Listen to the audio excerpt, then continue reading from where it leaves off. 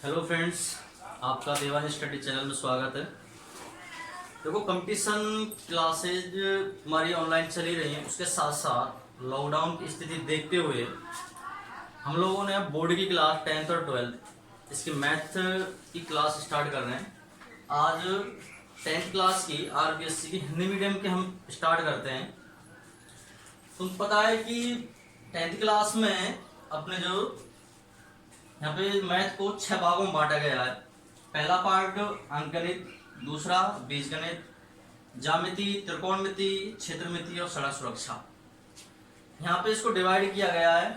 अंकगणित में कुछ चैप्टर हैं, बीजगणित में कुछ चैप्टर हैं, कुछ ज्यामिति में हैं, कुछ हमारे त्रिकोणमिति, कुछ क्षेत्रमिति और कुछ सड़क सुरक्षा में। अब यहाँ हम शुरू करते हैं आज बीजगणित, क्योंकि यह मैथ का बहुत इंपॉर्टेंट चैप्टर है। बीजगणित हर एक पार्ट में काम आता है, चाहे कोई ट्रिग्नोमेट्री हो, चाहे क्षेत्रमिति हो, चाहे सड़क सुरक्षा हो, सब में अपनी बीजगणित काम आती है। तो सबसे पहले हम स्टार्ट करते हैं आज बीजगणित से। और बीजगणित के जो अंक हैं वो 12 नंबर के टोटल परीक्षा में आते हैं, बीजगणित के क्वेश्चन। तो यहाँ से आज हम शुरू करते हैं बीजगणित में। अब बीजगणित में कौन कौन से चैप्टर हैं?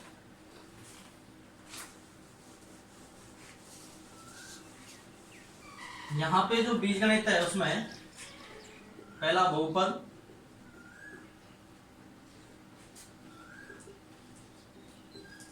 उसके बाद दो चरों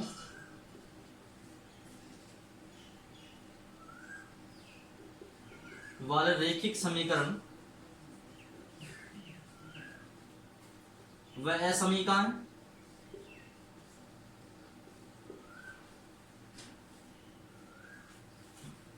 और तीसरा समांतर श्रेणी, इसको एपी बोलते हैं। अब यहाँ पे पहला चैप्टर बहुपद, बहुपद से हम स्टार्ट करेंगे। पहला बहुपद होता क्या है? बहुपद हमारा वो है, इसकी हम यदि परिभाषा देखें, हमारे गणित में 4 संक्रियाएं होती हैं, जोड़, घटाव, गुणा, भाग। तो चर और अचर दोनों मिलकर गणित की चारों संक्रियाएं करते हो और उनसे जो भी पद बनेगा मिलकर चारों संक्रियाओं से बना पद बहुपद कहलाता है। तो सबसे पहले तो ये पता होना चाहिए कि बहुपद किसे कहते हैं। तो बहुपद चर और अचर, तो चर जितने भी हमारे अंग्रेजी के अल्फाबेट्स हैं वो सभी हमारे चर है, और जितने भी अंक है वो हमारे सभी अचर है। तो इनसे मिलकर जो भी पद बनेगा, चाहे जोड़ करके, घटा करके, गुणा, भाग करके, वो ही हमारे बहुपद कहलाते हैं। अब यहाँ आता है बहुपद। तो बहुपदों के फिर प्रकार, कितने प्रकार के होते हैं और किस आधार पर बहुपदों का विभाजन किया गया है। तो यहाँ पर तुम्हारे पदों के आधार पर विभाजन किया गया है बहुपद का। शुरू करते हैं आज। तीसरा चैप्टर है बहुपद।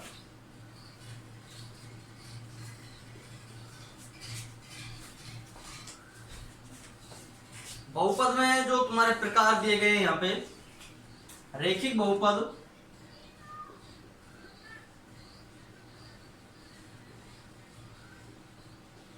दूसरा द्विघात बहुपद,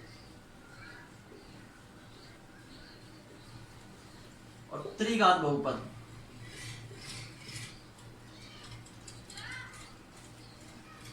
पहला रैखिक, दूसरा द्विघात, तीसरा त्रिघात। अब देखो यहाँ से हमको नाम से साफ साफ दिख रहा है, दूसरा जो तीसरा है उसमें तो द्विघात, इसका मतलब 2 घात है, और तीसरे में त्रिघात, इसका मतलब 3 घात है। लेकिन जो पहला है रैखिक बहुपद, अब इसका हमको कैसे पता लगे कितनी घात का है और इसको क्यों नाम दिया गया रैखिक? जिस बहुपद में बहुपद fx में x की उच्चतम घात 1 हो उसे हम रैखिक बहुपद कहते हैं। जिस बहुपद में x की अधिकतम उच्चतम या अधिकतम घात यदि 1 होगी तो उसे हम रैखिक बहुपद कहेंगे। इसी प्रकार यदि किसी बहुपद में यदि x की घात अधिकतम 2 है तो उसे द्विघात बहुपद कहते हैं, और यदि अधिकतम घात 3 है तो उसे त्रिघात बहुपद कहते हैं।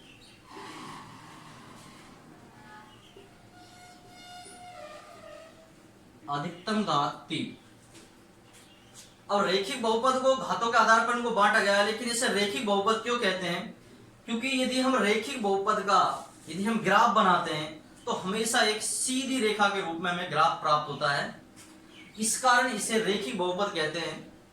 और द्विघात बहुपद त्रिघात, द्विघात का अपना परवलयाकार का पैराबोला आकार का ग्राफ बनता है और त्रिघात का वक्राकार ग्राफ प्राप्त होता है। तो बस अभी 10वीं क्लास में केवल इतना ही दिया गया है कि हमको बस नाम का पता रहना चाहिए, इसको रैखिक बहुपद क्यों कहते हैं? क्योंकि रैखिक जो बहुपद है अर्थात एक घात वाला जो बहुपद है उसका जो ग्राफ प्राप्त होता है वो एक सीधी रेखा के रूप में प्राप्त होता है, इसी कारण इसको रैखिक बहुपद कहते हैं। दूसरा द्विघात बहुपद, इसकी अधिकतम घात 2 होगी। त्रिघात बहुपद, इसकी अधिकतम घात 3 होगी। अब इसमें आता है हमारे शून्य बहुपद में शून्य गुणांक, इनके बारे में पढ़ेंगे। शून्य क्या होता है और गुणांक क्या होता है? तो शून्य किसी भी बहुपद को हल करने पर, किसी भी बहुपद को हल करने पर प्राप्त चर का मान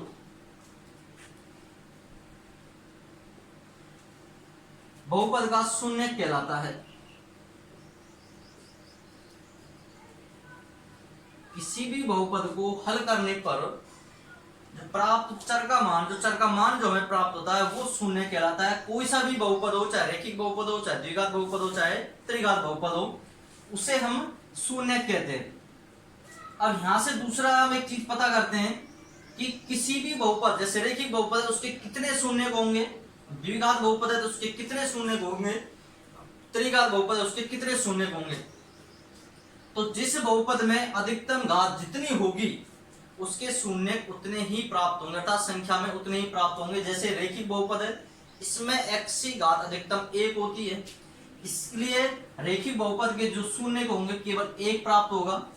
द्विघात बहुपद है, इसकी अधिकतम घात 2 होती है, इसलिए इसके जो शून्य होंगे वो हमेशा 2 प्राप्त होंगे। त्रिघात है तो इसमें अधिकतम घात 3 है, तो इसके शून्य कितने प्राप्त होंगे? 3 प्राप्त होंगे। अब यहां से ये तो ऐसे कह सकते हैं, इसकी परिभाषा शून्य की ऐसे कह सकते हैं कि किसी बहुपद में वह मान, चर का वह मान जो बहुपद को संतुष्ट करता हो उसे हम शून्य कहते हैं। दोनों तरह से हम, अथवा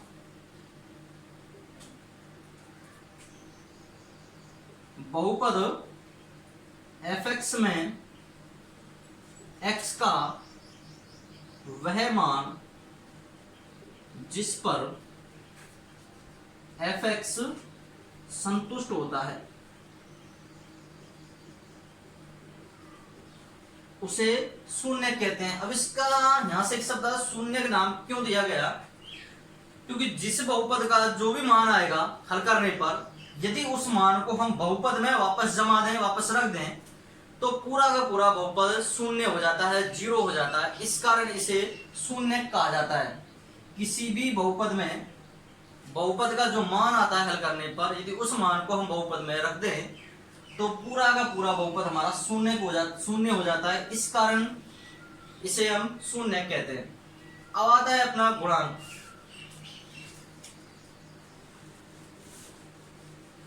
अब गुणांक किसे कहा जाता है?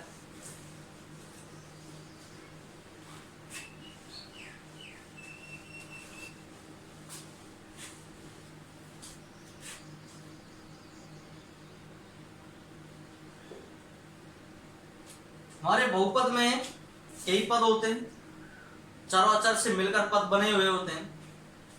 तो चर के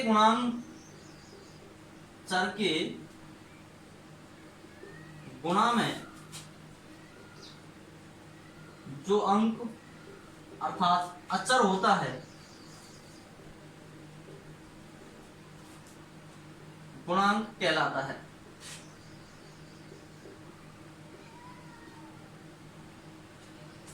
कोई भी बहुपद है उसमें जो चर का पद है, चर के गुणा में जो भी अंक होगा उसे गुणांक कहते हैं। एग्जाम्पल समझते हैं कि कोई बहुपद है 3x² प्लस 2x प्लस 1, तो यहाँ पे x² का यदि गुणांक देखें, x² का गुणांक, तो केवल x² वाला पद ही देखेंगे और x² को छोड़कर जो भी बची हुई संख्या है वही उसका गुणांक हो जाएगी। तो x² में कितना गुणांक है? 3, तो ये इसका गुणांक हो गया 3। ऐसे x वाला जो पद है, यदि x का गुणांक निकालें, x का गुणांक, x के गुणांक में कितना है? 2, इसका गुणांक हो जाएगा 2 और 1 ये हमारा हो गया अचर पद। तो इसमें ऐसे कह सकते हैं x⁻0 का गुणांक कितना? 1। अब यहाँ पे x⁻0 का गुणांक क्यों लिखा? ये तो अचर पद है, क्योंकि x किसी भी संख्या की, किसी भी चर या अचर की घात यदि 0 हो तो उसका मान हमेशा 1 होता है। तो 1 का गुणा में 1 ही है, तो इसका हम ये लिख सकते हैं कि x⁻0 का गुणांक यहाँ पे कितना हुआ? 1 हुआ। तो ये सारी चीजें हमारी बेसिक चीजें हैं, ये पिछली क्लासों की हैं, लेकिन इनके बारे में थोड़ी सी जानकारी होना जरूरी है। आगे सवाल उसी के बाद करेंगे। अब इसमें शून्य और गुणांक ये दोनों क्लियर हो गए। यहाँ पे जो बहुपद दिया है इसमें शून्य और गुणांकों में संबंध दिए हुए हैं, शून्य ज्ञात करना, शून्य को हल करना। अब हम कक्षा 6 से ये पढ़ते आ रहे हैं, कुछ सर्वसमीकरण पढ़ते आ रहे हैं, तो पहले उनके बारे में हमको जानकारी होना जरूरी है। बीजीय सर्वसमीकरण, उसके बाद आगे चैप्टर स्टार्ट करेंगे। तो पहली सर्वसमीकरण हम पढ़ते हुए a प्लस बी का होल स्क्वायर, सभी जानते हैं a² plus 2ab plus b², ये हम रटते हुए आए। लेकिन यदि यही क्वेश्चन सर्वसमीकरण ऐसा लिखा जाए परीक्षा में कि सिद्ध कीजिए कि a प्लस बी का होल स्क्वायर बराबर a² plus 2ab plus b², तो हम कैसे सिद्ध करेंगे? तो इसकी हम लेफ्ट हैंड साइड ले लेते हैं। सिद्ध करने के बाद लेफ्ट हैंड साइड को राइट हैंड साइड के बराबर करना था। लेफ्ट हैंड साइड को यदि हम हल करते हैं तो हमारी राइट हैंड साइड आ जानी चाहिए। तो left hand side a plus B का होल स्क्वायर, अब इसका हम विस्तार रूप लिखते हैं जैसे x², तो x² का विस्तार रूप कितना हो जाएगा? x Guna x।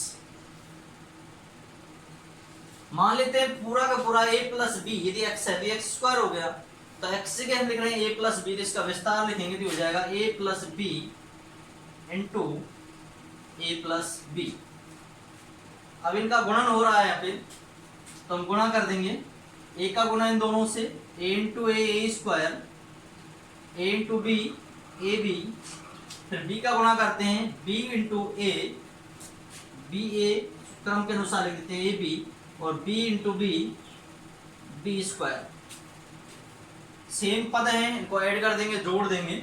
a² plus A B plus कितने हो जाएंगे? 2ab प्लस b², और यही हमारी राइट हैंड साइड बराबर RHS।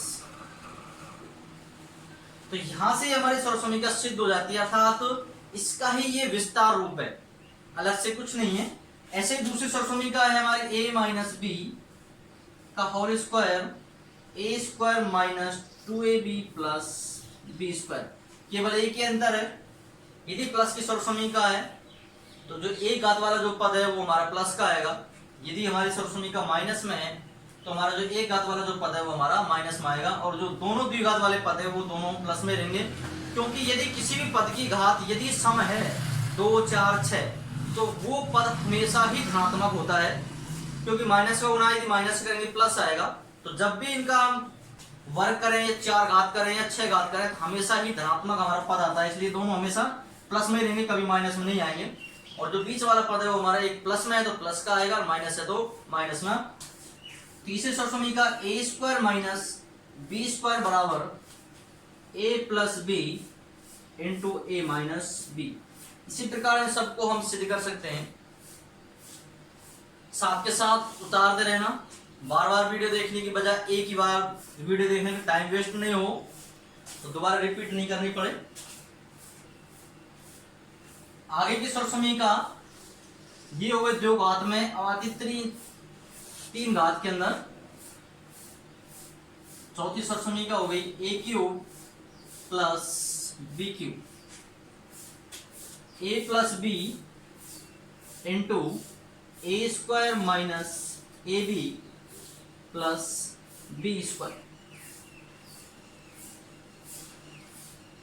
यदि प्लस की सरसमीका है 3 घात में, तो जो पहला जो पद आएगा गुणा में वो प्लस का आएगा, और दूसरा जो एक घात वाला पद है वो माइनस का आएगा। अब इसका उल्टा हो जाएगा, यदि ये माइनस में है A cube minus B cube बराबर A minus B into A square plus A B plus B square. तो ये जो 5 जो सरसमीकाएं हैं ये मेन इंपॉर्टेंट सरसमीकाएं हैं हमारे, तो ये बेस है इसका, इन्हीं के आधार पर हमारे आगे सवाल होंगे जो भी यहाँ पे दिए हुए हैं। तो हमने इसके बारे में क्या क्या पढ़ा, शून्य पढ़ लिए, गुणांक पढ़ लिए, और कुछ हमारी बेसिक जो सरसमीकाएं थी वो हमने पढ़ ली। इंट्रोडक्शन पढ़ा, बहुपद क्या होता है, बहुपद में किस आधार पर यह विभाजन किया गया है, केवल घातों के आधार पर विभाजन किया गया है। पिछली कक्षाओं में पदों के आधार पर भी विभाजन किए गए थे। यदि किसी बहुपद में एक पद है तो उसको हम एक पदी बहुपद कहते हैं, यदि उसमें 2 पद है तो उसको द्विपद बहुपद कहते हैं, 3 पद त्रिपदी, 4 पद है तो चतुर्पदी। तो यहाँ पर केवल हमको घातों के आधार पर विभाजन दिया गया है। अब हम क्रम से इन सबको एक एक करके वापस पढ़ते हैं।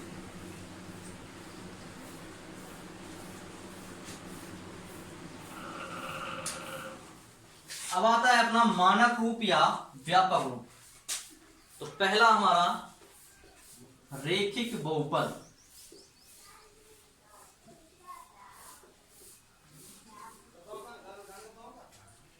रेखिक बहुपद का मानक रूप या व्यापक रूप।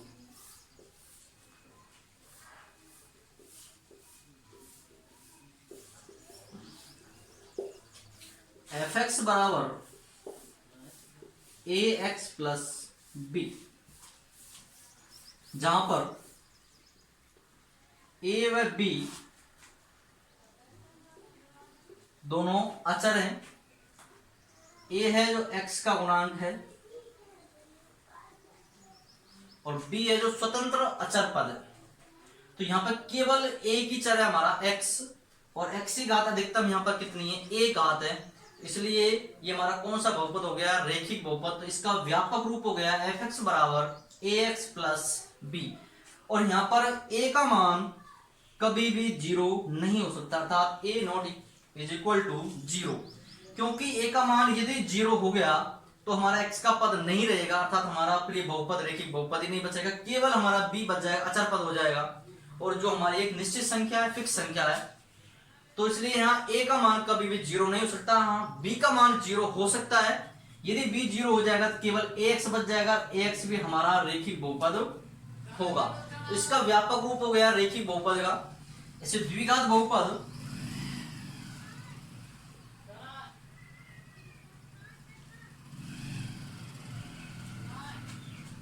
द्विघात बहुपद का मानक रूप या व्यापक रूप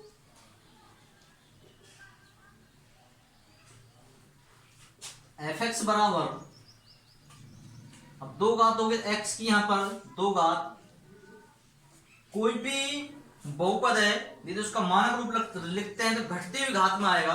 तो अब अधिकतम घात यहाँ 2 है, उसके बाद हम 1 घात, और उसके बाद आ जाएगी 0 घात, और 0 घात को हम नहीं लिखेंगे, तो इसके गुणा में लिख दिया A X square plus D X और प्लस सी। आगे यदि पद आएंगे तो फिर डी ई, आगे हम अचर ले लेंगे। तो यहाँ पर ए बी और सी तीनों ही अचर हैं, जहां ए बी व सी अचर हैं, और ए एक्स स्क्वायर का गुणांक, डी एक्स का गुणांक और सी अचर पद। अब यहां पर देखना है कि किस किस का मान 0 नहीं हो सकता, कौन सा बहुपद है, द्विघात बहुपद। तो यहाँ 2 घात वाला जो पद है वो हमारा कभी भी 0 नहीं होगा, 1 घात वाला पद, अचर पद हमारे 0 हो सकते हैं। तो यहाँ पर एक्स स्क्वायर का जो गुणांक a है, तो यहाँ a का मान कभी भी 0 नहीं होगा, तो a बराबर नहीं है 0 के। इसी प्रकार यदि त्रिघात का हम व्यापक रूप लिखते हैं तो पहले 3 घात, फिर 2 घात, फिर 1 घात, फिर 0 घात। हमेशा व्यापक रूप में या मानक रूप में घातों का घटता हुआ क्रम होता है, और वो क्रम हम बाएं हाथ से स्टार्ट करके दाएं हाथ की तरफ चलते हैं, अर्थात लेफ्ट हैंड साइड से राइट हैंड साइड की तरफ। तो ये हमारा रैखिक बहुपद और द्विघात बहुपद दोनों का मानक रूप हो गया। अब यदि इनको हमको हल करना है, अर्थात इनके शून्य ज्ञात करने हैं, तो हम कैसे ज्ञात करेंगे? तो पहला रैखिक बहुपद,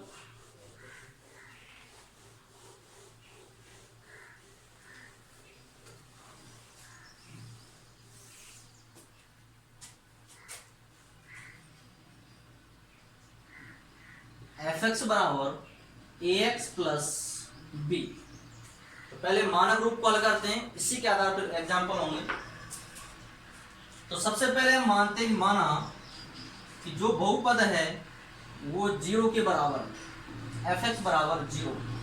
fx का मान है ax प्लस b, तो fx की जगह पर लिख देंगे हम ax प्लस b बराबर 0।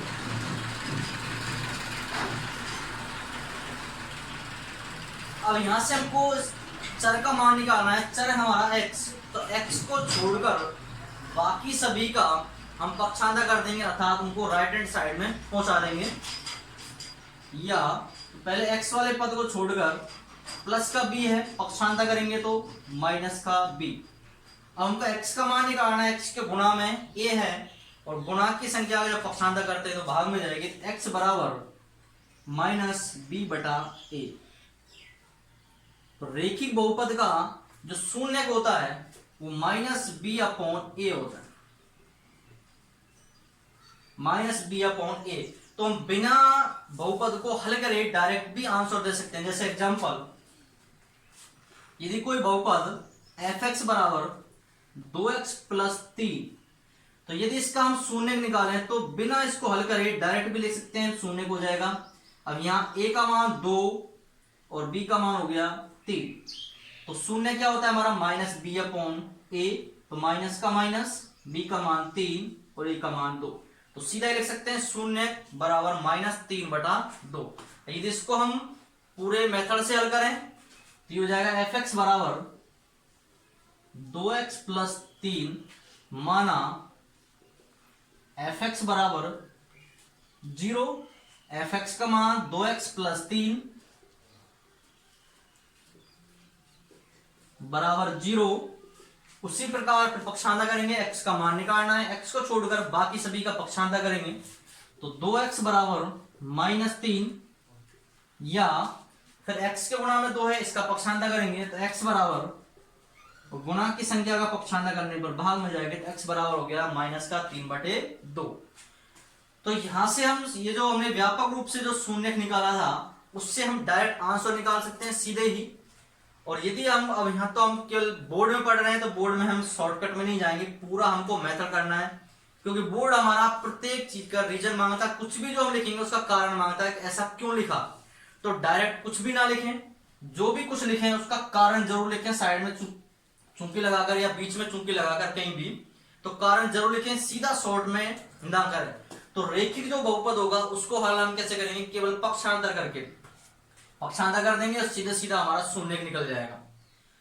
उसके बाद आता है हमारा द्विघात बहुपद। अब यहां तक आज हमने स्टार्ट फर्स्ट वीडियो है, शुरुआत है आज यहाँ, तो शुरुआत में आज इतना ही करेंगे। इनको नेक्स्ट वीडियो देखने के लिए पहले ये वीडियो जरूर कंप्लीट कर लें, उसके बाद अगली वीडियो का इंतजार करें, जल्दी ही अगली वीडियो। और यहाँ इस लॉकडाउन की परिस्थिति को देखते हुए हमने कंपटीशन क्लास के साथ साथ बोर्ड क्लास इसलिए स्टार्ट किए हैं क्योंकि अभी कोई निश्चित नहीं कि इस सत्र में स्कूल चलेंगे या नहीं चलेंगे। सेशन हो सकता है सेशन नहीं चले, तो आपको घर बैठे आपके साथ ड्रॉप नहीं हो तो घर बैठे आप पढ़ सकते हैं। और ये पूरा पूरा कंप्लीट फ्री ऑफ कॉस्ट है, इसका कोई चार्ज नहीं है, कंप्लीट कोर्स कराएंगे और सारा तुमको फ्री होगा। ठीक है दोस्तों, ओके।